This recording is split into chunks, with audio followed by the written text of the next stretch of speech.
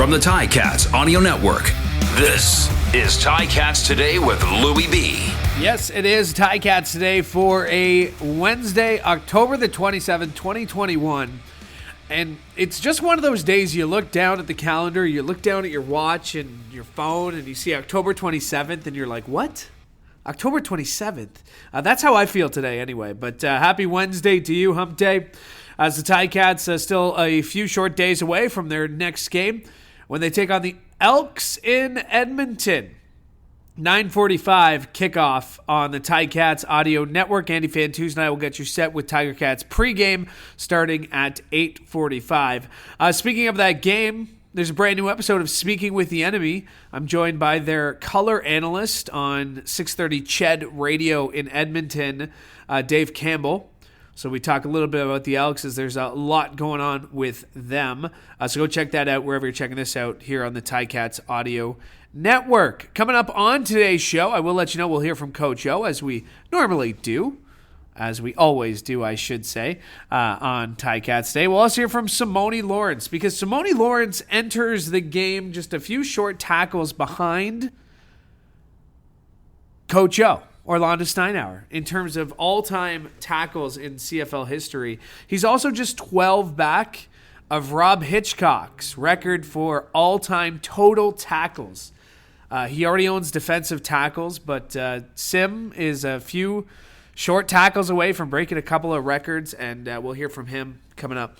We'll also be joined by Coach Craig Butler. He coaches the DBs. He's also a special teams assistant, in addition to being a former Tiger Cat himself. So we'll hear from him coming up as he joins the show, as the Ticats DBs having a fantastic start to the season. I should say start to the season as we're in week 13 here, but we'll get some of the secrets of their success when we're joined by Coach Butts coming up here in just a little bit. Right now, let's take a look at the Ticats injury report from yesterday. Braylon Anderson did not practice. We heard that from Coach yesterday. It doesn't sound like he's going to go. Frankie Williams as well did not practice, both unlikely to play on Friday, A couple of other names, Mason Bennett, Jackson Bennett were both limited. Darius Sirocco was limited. Coach will have an update on him in just a second. Ted Laurent was limited. Everybody else a full participant who was on there. And we'll get the updated one coming up in a bit. The trade deadline might have already passed by the time you're listening to this. But the trade deadline for the CFL is 5 p.m. on Wednesday. So if you're listening to this in the first hour, 90 minutes that it hit the airwaves, then the trade deadline might still be going on. But if not, the trade deadline, 5 p.m. today. And we asked Coach going into that deadline, whether he expected to make any moves. Here's what he had to say after practice. Well, I think everybody's always trying to better their football team. There's nothing to report, obviously, right now, but we'll see how it goes. I wouldn't anticipate anything, but I would never say never. I'll answer it in reverse order. We expect Sirocco to be able to go and play in there for us. We'll obviously protect ourselves again because he's obviously nursing an injury. I was proud of Yarbrough and Vorncall for sure. I thought that they stepped up and gave us a good opportunity to execute our offense and our game plan. No player ever grades out perfect, but playing tackle in this league is it's not an easy task, or in any league really. But was very pleased. He's a tough kid and he's a self-starter, and he'll get another start under his belt, and you hope he's gained experience and his soreness is worn off and he's ready to go. Well, Simoni's play speaks for itself, and that's why we're going to sit him down for the rest of the year, because he's not going to touch my record. So we'll start there. No, I can't say enough great things about Simoni, because people are always going to see the flamboyant guy that loves to play and part of the sports entertainment part of it, but what they don't see is how hard he works at practice, how hard he studies, how committed to the football team he is, what a great teammate he is, how he's bought in to different roles no matter what's been asked of him. So he's very deserving of the outside recognition that he's received and is continued receiving. But he's a respected guy who brings it every day in practice. Energy raises other people's energy level. So his contribution is bigger than statistics. His contribution encourages other people to raise their level of competition. I think the other thing, one of Simoni's great attributes is I can probably name maybe 3 or 4, maybe 5 times where I'd had to motivate Simoni. He's a self-starter. He expects the best out of himself all the time. He's ultra competitive. Is that enough time on Simoni? Yeah, we won't play this back for him either. So don't. No, he's one of the special guys, and who knows? He may jump all the way up this week. But if not, it'll be soon. That is the head coach of the Hamilton Tiger Cats. You heard him there talk about the trade deadline. He said never say never. He talked about Darius Sirocco. Sounds like he's going to start at center, which is great news for the Tiger Cats. And a nice answer there for Simoni Lawrence. A little joking that he's not going to play the rest of the year, so he doesn't pass his record.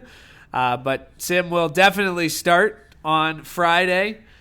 We joked and we told him that the coach wasn't going to play him, but we did start our conversation with Simoni after practice today.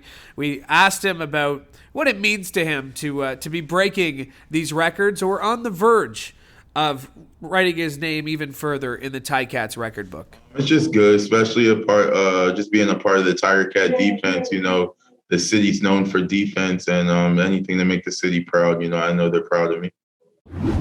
I think they got a good quarterback. I think he does a good job getting the ball. He has a cannon on his arm. He gets the ball downfield. He does a good job.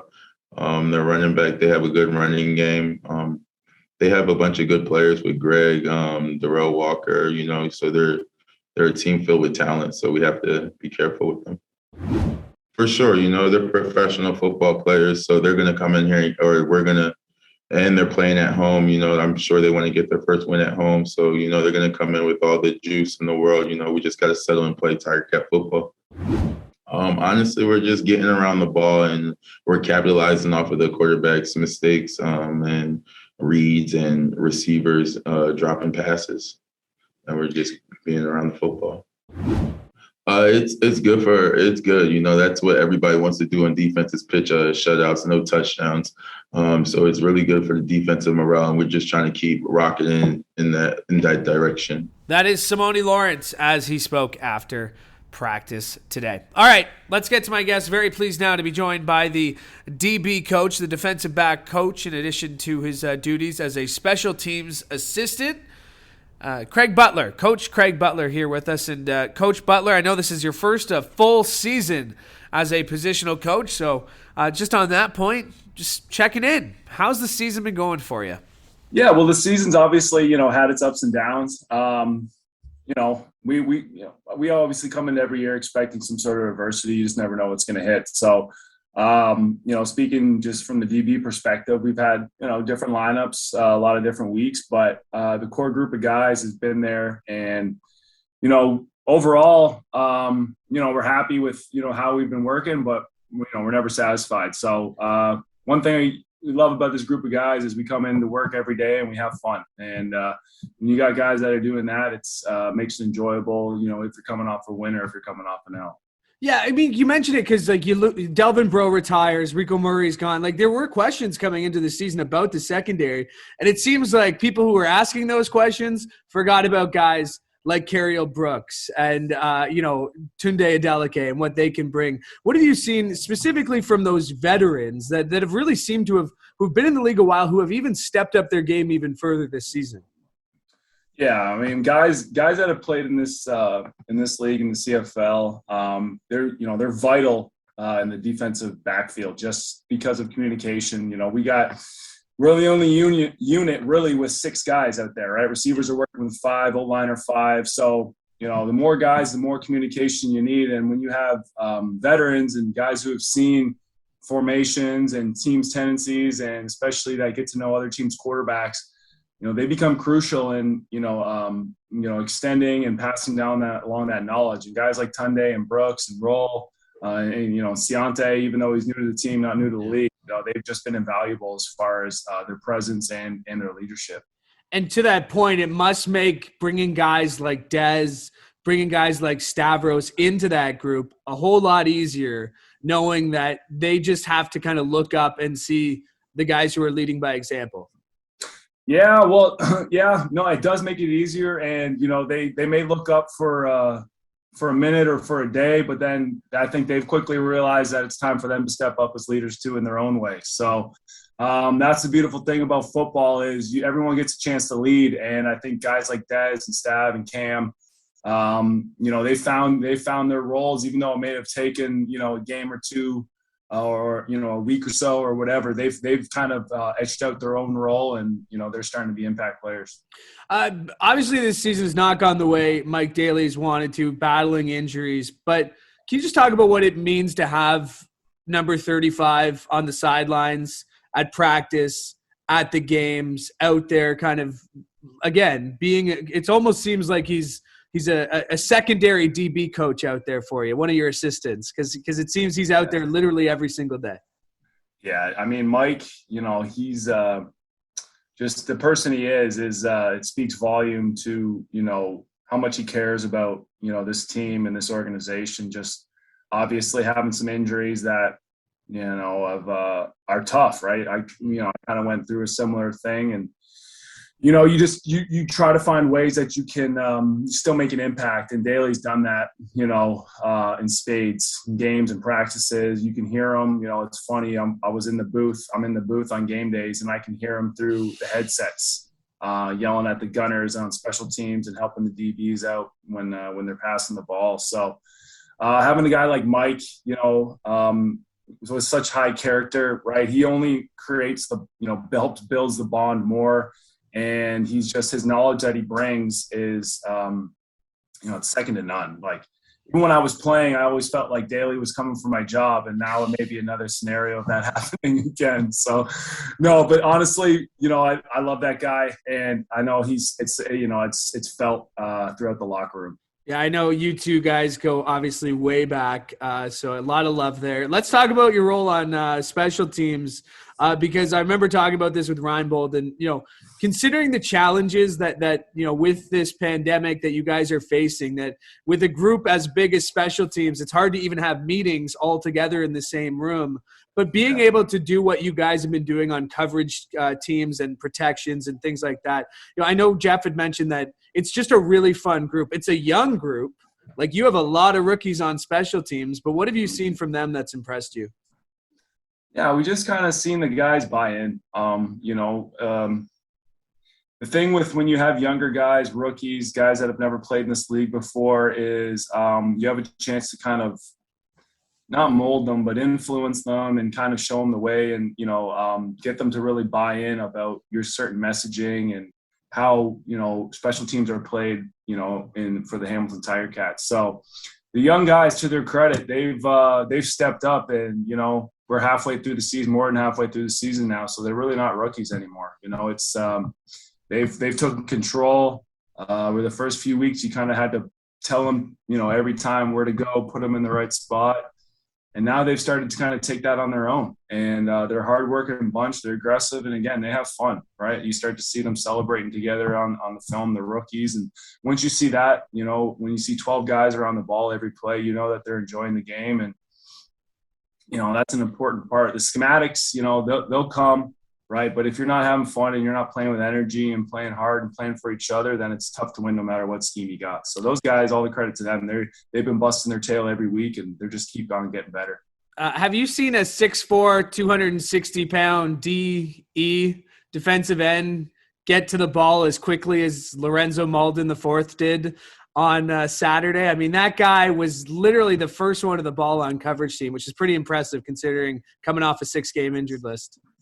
Yeah, I mean, Maldo made an impact, right? When you talk about, designated imports or, designated Americans, I guess they call them now. When they're on the field, they need to make an impact. And, that's exactly what Lorenzo did. Well, Jeff and I were talking, if we were lining up on KOR and we had to count and he was the guy that we were counting the block, it would be a bit of a tough draw for us. So, he made an impact. Credit to him. He worked his butt off coming off injuries, and we're really happy to see him have success and help our team win.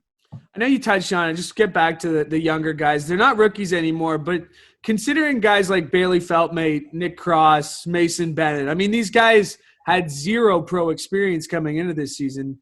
Can you put into perspective how they have managed to figure out how they've managed to come together? And I know Miles Manalo would have been on that list, and I see he's working his way back, and we're hoping for the best for him. But, I mean, it really is impressive when you look at the guys that were brought in the 2020, 2021 drafts, immediately make an impact on special teams.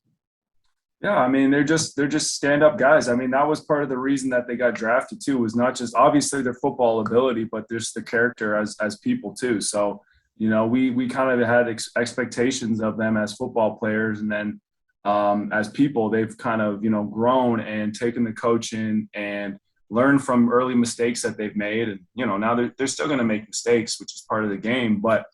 I think they've also started to hold each other accountable, which when you're a young player and you're a rookie, sometimes it's tough to do. And they've took coaching from not only the coaches, but from the veteran players. So they're going to continue to learn. There's a lot more to learn, right? That's the beautiful part about this game is you learn something new every day and you get taught a lesson every day. So they're starting to understand that. And again, when you got a young group, youthful guy full of energy and physical guys too, right? They're not just running around; they're running around and hitting guys too. So that's they're making an impact, and I think it's contagious throughout the football team when you see young guys having fun, making plays. Everybody else wants to join in on the party. Your Western Mustangs are 4-1. They're going to wrap up their regular season this week against Windsor. Do you see Greg Marshall's group making a run here in the OUA U Sports playoffs? Man, I guess. I mean, they're always, they should be always ready to take a run. That's kind of the tradition over there at Western. I know this year everything's a little jumbled up, and you're playing Windsor twice in a season, which I don't know last time that's ever happened. So, but there's a little bit more parity, right, which is interesting to see this year. You see teams like U of T making the playoffs, and Windsor's winning games and upsetting teams. And, I won't speak on the teams that are losing, but – yeah, we'll see. Hopefully Western's always expected to be playing in November. So that's the expectations that they've set since Greg's been there. It'll be interesting to see. I know they got a bunch of young guys, especially in offense. So it's always great to follow them and catch a game, highlights when I can. Coach Butts, thanks so much for doing this. Appreciate it. I know you're a busy guy. All right. Appreciate it, Louie. My thanks to Coach Butler for joining me today, and my thanks to you as well. Make sure to join us tomorrow as we continue to get you set for the Ticats and Elks. That game on Friday on the Ticats Audio Network. A 9:45 kickoff. Andy Fantu's on the air 8:45 to bring you Tiger Cats pregame presented by Active Green and Ross. But join us tomorrow on Ticats Today, same time, same place. For the Ticats Audio Network, I'm Louie B. Hoping you have a great day. Ticats Today with Louie B. Subscribe, like, and get your Ticats fix every weekday.